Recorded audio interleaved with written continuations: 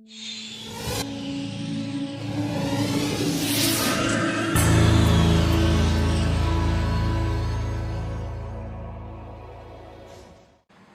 my name is Weston Workey, and I've come to you today to talk about music. If you were to ask me what is the most impactful thing, abstract idea in my life right now, I would undoubtedly answer music. And I think the same goes for a lot of people in society and even around the world. And I can attest, because I have a background I played guitar for 11 years, I played piano for 10 when I was younger, and I DJ and I also rap a little bit.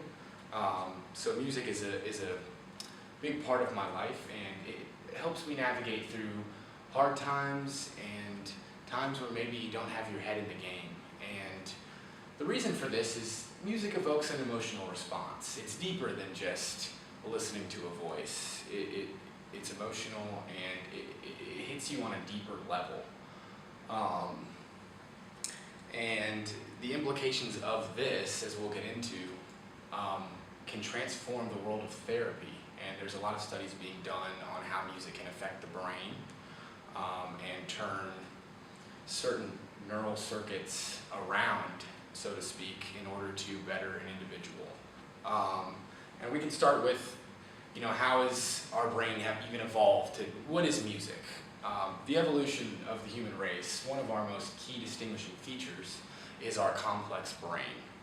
And all hominins that have ever existed have this complex brain that has evolved over thousands of years, and it allows us to communicate with spoken language, which is a characteristic trait that separates us from all other organisms on the planet, pretty much.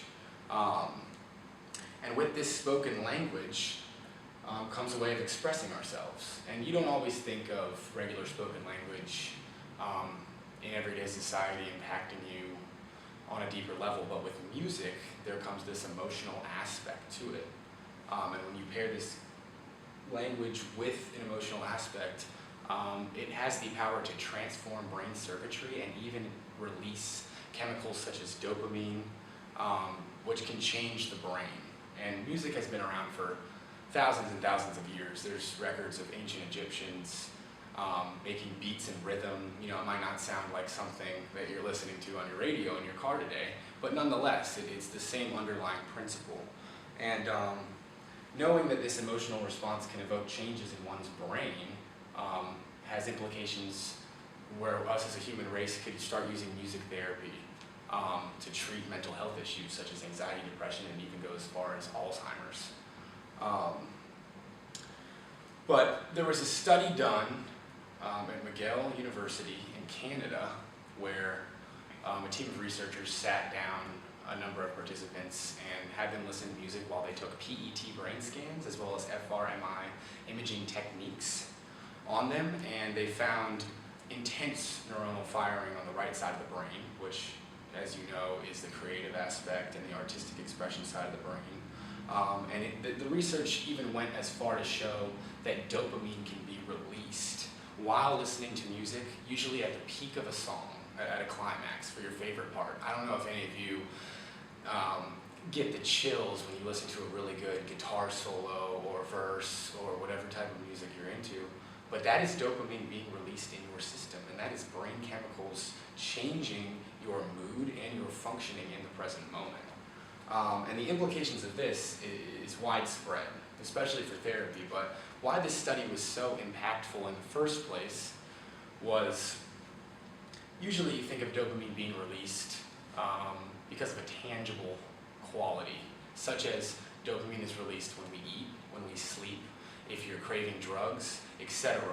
But these are all tangible items that you can define in real life. But the ability for music to transcend that, being an abstract sound wave almost, has implications that I think could go into the field of therapy and change a lot of people's lives. And I think this is a new wave of treatment for mental health issues such as anxiety or depression, without having to look towards more drugs to try to balance out a faulty brain, which I think can go down certain roads that maybe isn't the best solution to the problem at hand. Now, I'm not saying stop taking medication or anything like that, but with music therapy and the emotional response, for a repeated amount of sessions could come about a change in brain circuitry and a change in mood that can begin to stick and impact people's lives on a level that you might not expect, because you're walking around listening to music on your headphones. You don't always think, oh, this is changing my mood, I'm releasing dopamine right now. You don't really think about the deeper aspects of it in everyday life, but it's there and it has a big impact for us as a human race. So based on the study I presented about music having the ability to change brain circuitry and release feel-good chemicals such as dopamine, therapeutic value of music can be explained by its cultural role in facilitating social learning and emotional well-being. And it can act as a stabilizer in times when you feel lost or out of your character. And I think we can all attest that we've been in situations like this, and listening to music can ground you in a way that other things can't, such as pharmaceutical drugs or other options to treat it. And there are dozens of studies done on patients with depression going in and listening to music and recording brain scans and showing that there is a change in mood, and music does have the ability to influence our brains in ways that we don't always think about.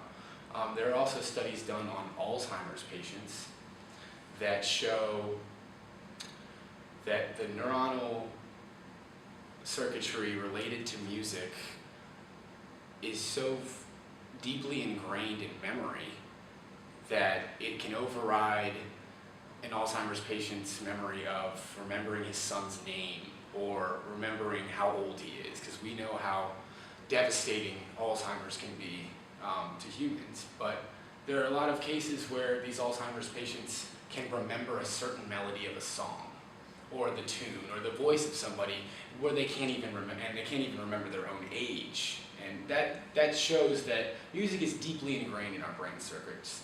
And because of the spoken language and because of the emotional response, it hits us on a level that's deeper than you might think.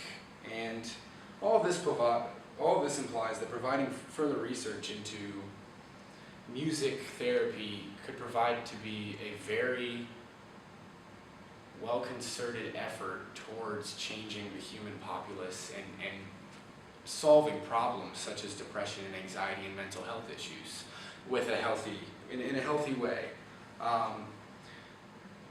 Most research in this field has been done in Western cultures and Western traditions, so it would be interesting to see later on if we can get more funding to see around the world different types of music and different types of cultures, and how certain different types of music can affect different people in different ways, and how we can all kind of lump this together to solve a very serious issue at hand, which is mental health. And it can be argued that that's one of the most important issues to solve in a person's life.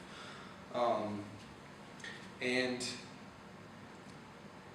through music in general, we learn a lot about human origins and human culture, and as well as providing a relief for mental health issues or giving you feel-good chemicals, you're also learning as you listen to music, and you are experiencing somebody else's life in a way that can give you knowledge that you would have never have had. And I think this is very valuable as a way of expressing ourselves and as a way of showing ourselves as human beings. And I hope that us as a nation and us as a world can begin to look at methods like this to tackle tough mental health issues which is a healthy way, in order to make the world a better place. Thank you so much.